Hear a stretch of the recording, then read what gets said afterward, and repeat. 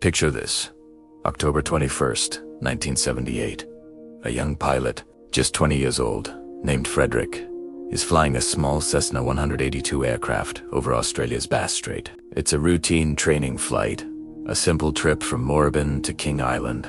The weather's clear. Visibility is perfect. What could possibly go wrong? Well, what happened next has become one of the most baffling and enduring mysteries in aviation history. Just after 7 p.m., Valentich radios Melbourne Air Traffic Control. He reports something strange.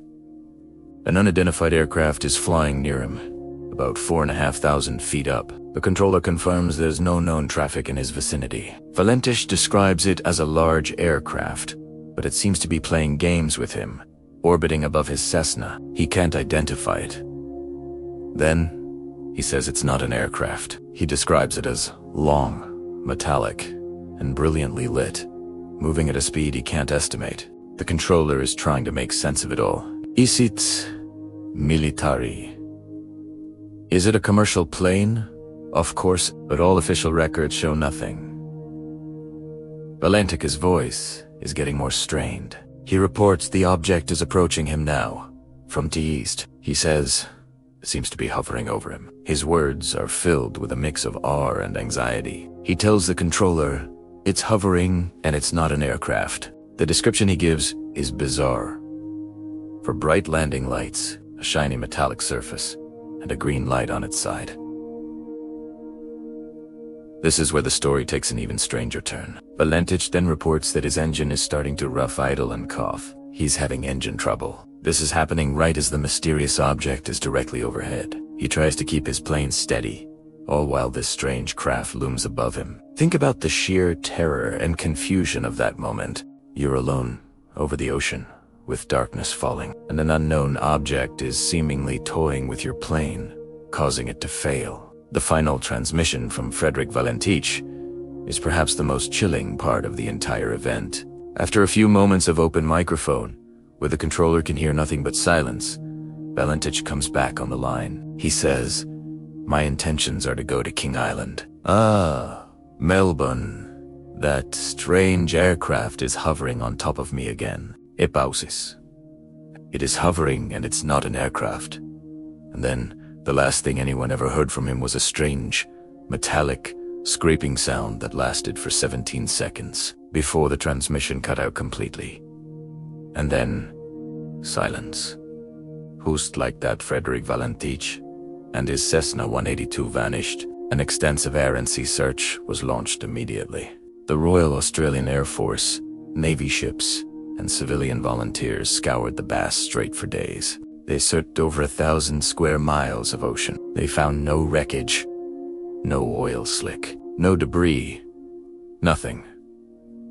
It was as if the plane and its pilot had been plucked from the sky. It's one thing for a plane to crash, but for it to disappear without a trace, right after such a bizarre encounter. That's what makes this case so unique. So, what happened to Frederick? The official investigation by the Department of Transport concluded that the reason for the disappearance could not be determined.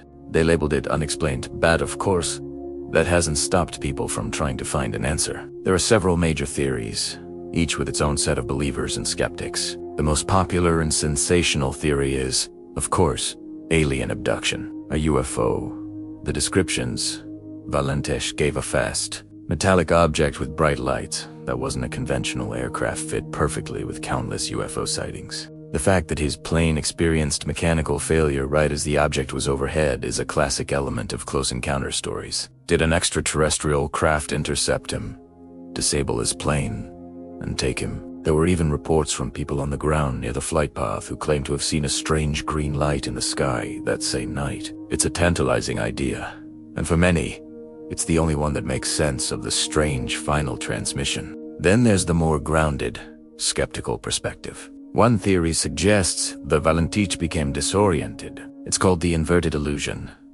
At night, over water with no clear horizon, the pilot can become so spatially confused that they think they are flying straight when they are actually in a spiral dive. The lights he saw could have been his own plane-esque lights, reflected off the surface of the water. As he spiraled downwards, the lights would appear to be orbiting him. This would explain why he thought the object was hovering above him just before the end. The metallic scraping sound could have been the sound of his aircraft hitting the water. It's a plausible, scientific explanation. However, critics of this theory point out that Valentich, while young, was a certified pilot with over 150 hours of flying time, including night flight training.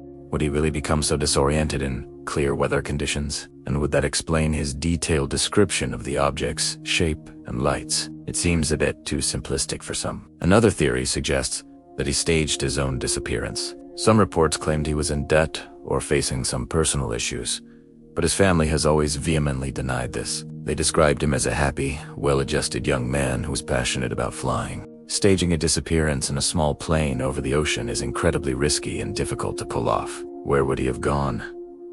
How could he have landed a plane without being detected? This theory, while considered, has very little evidence to support it. There's also the possibility of a more conventional, albeit secret, explanation. Could the object have been a top-secret military or experimental drone?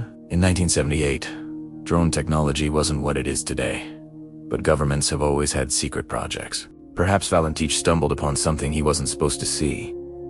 The metallic sound could have been a collision, but again, if that were the case, why has no government ever come forward, even decades later, to explain it? And why would they be testing such a craft over a known civilian flight path? It raises more questions than it answers. Decades have passed, and we are no closer to a definitive answer. The case of Frederick Valentich remains open. His father, Guido Valentich, spent the rest of his life searching for answers, convinced that his son had encountered something not of this world. The transcripts of that final radio conversation are a haunting document, a real-time account of a man facing the ultimate unknown. Every detail is a puzzle piece. The clear weather, the pilot's specific, strange descriptions, the engine trouble, the final, terrifying sounds, and then the complete and total vanishing. Was it a simple case of pilot error and disorientation? A tragic accident misinterpreted in a moment of panic? Or was Frederick Valentich the victim of a truly extraordinary event?